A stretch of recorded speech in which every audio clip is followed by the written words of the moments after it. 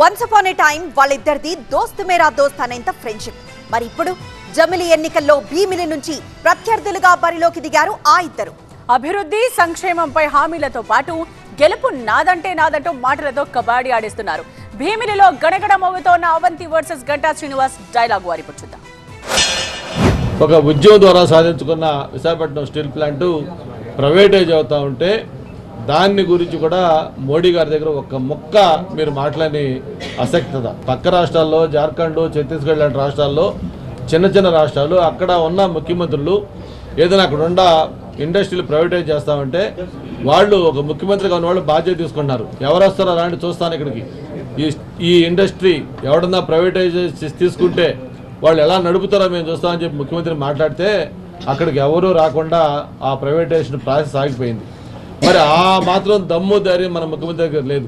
అందరూ అఖిలపక్ష పార్టీని మోడీ గారి దగ్గర తీసుకెళ్లి స్టీల్ ప్లాంట్ ప్రత్యేకత ఏంటి కాబట్టి దీన్ని మీరు ప్రైవేటైజ్ చేయొద్దు, దీనికి సపోర్ట్ చేయండి అని చెప్పి ఒక అఖిలపక్షం తీసుకెళ్లే దమ్ము ధైర్యం కూడా లేని ముఖ్యమంత్రి మీరు ఈరోజు మళ్ళీ తగుదనమ్మా అని చెప్పని ఓట్లాడటానికి వస్తే ప్రజలు ఏ విధంగా మీకు మద్దతు ఇస్తారో ఆలోచించుకోవాల్సిన అవసరం ఉందని చెప్పి కూడా తెలియజేసుకుంటూ, చంద్రబాబు నాయుడు ఈయన అడిగేది ఒకటే, స్టీల్ ప్లాంట్ గురించి రెసిగ్నేషన్ చేసిన ఎమ్మెల్యే మోడీ గారు చెప్పాడా ప్రైవేటైజ్ చేయమని? చంద్రబాబు నాయుడు చెప్పాడా?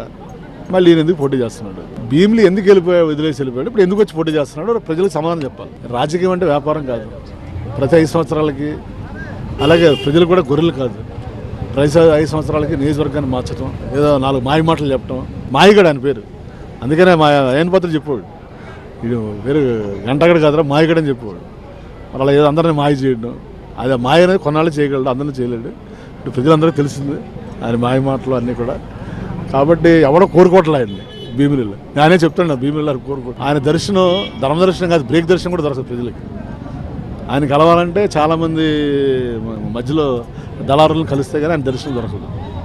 అంటే ఆయన ప్రజల నాయకుడు కాదు, ఆయన ఓన్లీ మేనేజ్ చేసి అయ్యే నాయకుడు, అన్ని వ్యవస్థలను మేనేజ్ చేసిన నాయకుడు.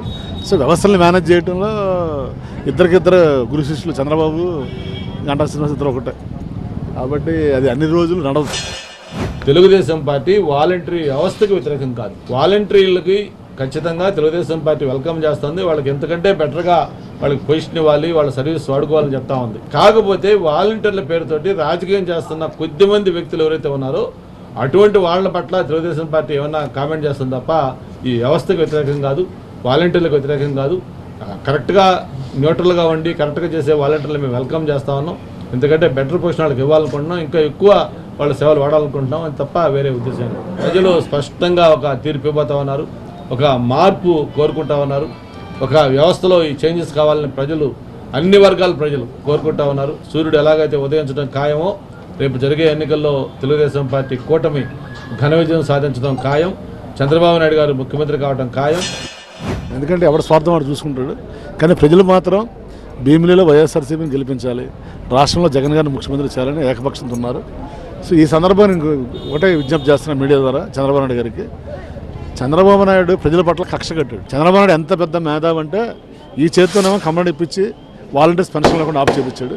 ఈ చేతితో మళ్ళీ ఆయన చీఫ్ సెక్రటరీ లెటర్ రాసి ప్రత్యామ్నాయ ఏర్పాట్లు చెప్తాడు. ఏం చేయమన్నాడు? ప్రత్యామ్నాయ ఏర్పాట్లు 40,000 ఎక్స్పెన్స్ ఉంది కదా.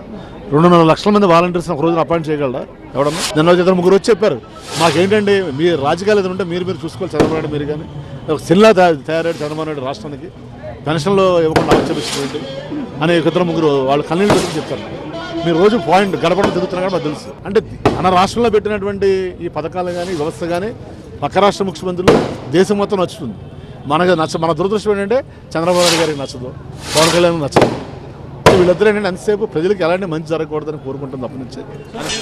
ఇప్పుడు నాకంటూ ఒక స్టైల్ ఉంది, నాకంటూ ఒక పత్తు ఉంది. 25 ఏళ్ల రాజకీయ ప్రయాణం, ఇది 6వ ఎలక్షన్ నాకు. ఇప్పుడు దాకా కూడా మీరు అందరూ చూశారు, ఎక్కడ కూడా నేను వ్యక్తిగతంగా లేకపోతే ఒక రకమైన అన్పార్లమెంటరీ లాంగ్వేజ్ ఎప్పుడు నేను మాట్లాడను.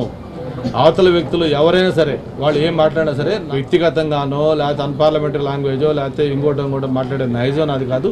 వాళ్ళు ఎవరైనా మాట్లాడితే అది వాళ్ళ వ్యక్తిగత వాళ్ళు మాట్లాడుకోవడం తప్ప నేను వాటిన్నిటికీ రెస్పాండ్ కాను. ఈ గంటా శ్రీనివాసరావు ఎక్స్పైరీ డేట్ అయిపోయింది, ఇంకా దాని గురించి మనం ఆలోచించాల్సిన అవసరం లేదు. ఆయన ఏదో కళ్ళకంటున్నాడు, ఊహలకంటున్నాడు. మన కదే బ్రదర్ మీరుంటారు, నేనుంటే ఆయన ఉంటాడు కదా. ఈరోజు జూన్ 4 మళ్ళీ కలుస్తాం, తెలుస్తుంది. కాకపోతే ఏంటంటే పాప ఆయన ఓడించే అవకాశం భగవంతుడు నాకు ఇచ్చాడు.